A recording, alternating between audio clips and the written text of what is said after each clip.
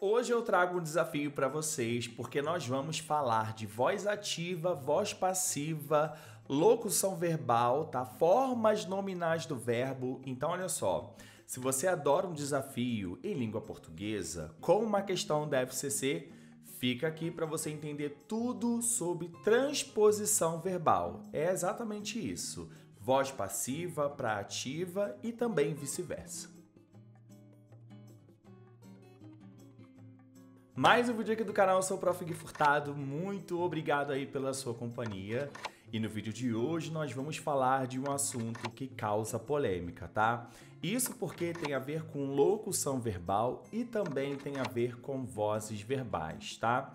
Já vou pedindo desculpa pela voz, vou tentar falar um pouquinho mais baixo, se é que isso é possível, tá? Porque realmente essa semana minha voz não está nada boa, mas estou extremamente animado, tive uma semana de férias, então a galera que acompanhou aqui o último vídeo da semana passada, muito obrigado a cada um de vocês, como sempre, sem vocês o meu trabalho não seria nada. Então, recado dado, já expliquei sobre a minha voz, bora lá pro vídeo pra gente entender um pouquinho mais sobre vozes verbais, tá? Aproveita, já pega a sua caneta aí para anotar tudo e não perder nada, tá? Nenhuma questãozinha, nenhum pontinho da explicação, beleza? E a questão da FCC, se você tem medo da FCC, deixa aqui nos comentários, tá? Qual é a banca que você tem mais medo? Eu gosto da FCC. E se você deixar muito comentário aqui, muito like, eu digo qual banca eu acho mais perigosa, tá? Mas bora lá.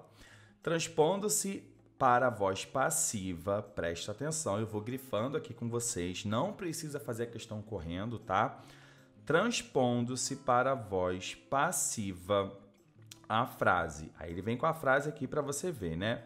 A ciência jamais haverá de decifrar os enigmas de nossa existência. A forma verbal resultante será.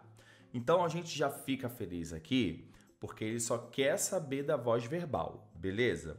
Então, ele está dizendo o seguinte, que aqui eu tenho uma voz ativa, basicamente, e ele quer saber aí da transposição, como é que vai ficar.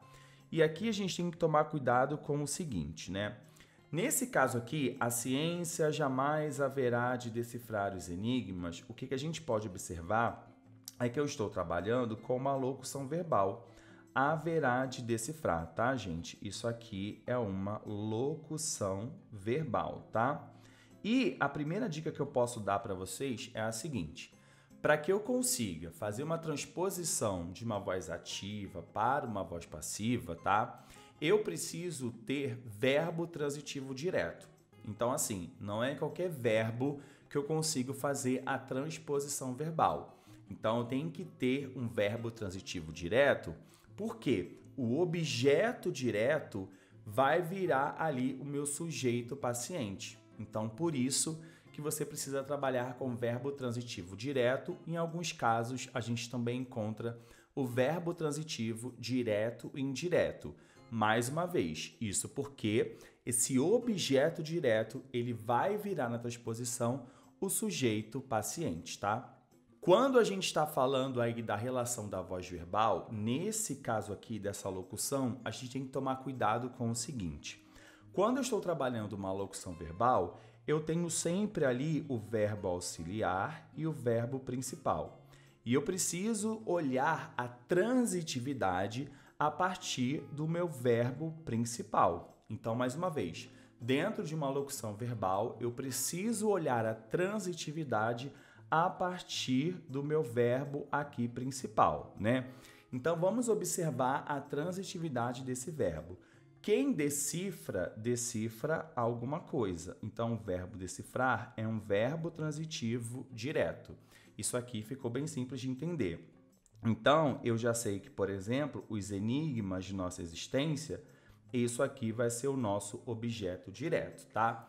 Então, por mais que você tenha uma frase imensa ali para analisar um monte de coisa, o que você precisa descobrir basicamente é o sujeito, o verbo e o objeto.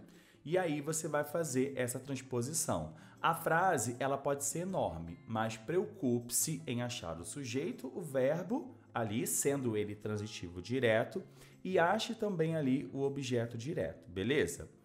Dito isso, agora a gente pode começar a analisar a transposição dessa frase para uma voz passiva. E eu já deixo aqui para vocês um convite para se tornar um apoiador do canal, um apoiador do meu trabalho, do canal Prof. Gui Furtado, tá? Vocês não sabem o quanto vocês têm me ajudado, a cada um que faz a sua contribuição, tá? Que deixa o seu like, deixa o seu comentário. E aqui embaixo tem o Torne-se Membro. Vire um membro do canal e aí você vai ter aí, é claro, vídeos exclusivos e a nossa playlist lá só para quem é membro, Gramatix, tá? Mas na verdade é um valor tão pequenininho e você ajuda tanto aqui o canal, tanto o meu trabalho. Então, se você quer ajudar o prof, se você pensa assim, não, realmente os professores precisam ser valorizados onde eles estejam, então eu vou ajudar o Prof. Gui Furtado, vou me tornar membro. Clica aqui embaixo, tem 2 tipos de plano, você escolhe qual que você quer e você já ajuda muito o canal, tá? Se você não puder fazer essa contribuiçãozinha mensal, que é bem pequenininha, você pode deixar seu like, você pode deixar seu comentário, você pode indicar o canal para muitas pessoas, que isso também já ajuda muito aqui o canal, tá? Bora então analisar aqui as alternativas e pensar no seguinte: se eu estou trabalhando essa questão da transposição verbal, eu preciso ter uma outra característica, que era o quê? Quando a gente está falando de transposição verbal, basicamente eu vou ter uma transposição com o verbo ser, tá? Mais o particípio. Então, tem que pensar sempre nisso aqui. Verbo ser e particípio, tá? E não posso deixar, é claro, de concordar. Se meu verbo na voz ativa ele está no passado, eu trabalho no passado. Se estiver no futuro, eu trabalho no futuro. Se eu estiver no presente, eu também vou trabalhar aí da mesma forma, tá? Então, olha só. Pensando nisso, olha que interessante. Olha a letra B. Bom, haverá de serem decifradas. O que acontece é o seguinte: se eu sei que meu objeto direto vai acabar virando o meu sujeito paciente, ou seja, ele vira o sujeito na voz passiva, eu observo que o meu sujeito ele está no plural. E quando eu observo o verbo da alternativa B, está no singular. Então, eu não poderia marcar, por exemplo, alternativas que me entreguem ali o verbo haver, tá?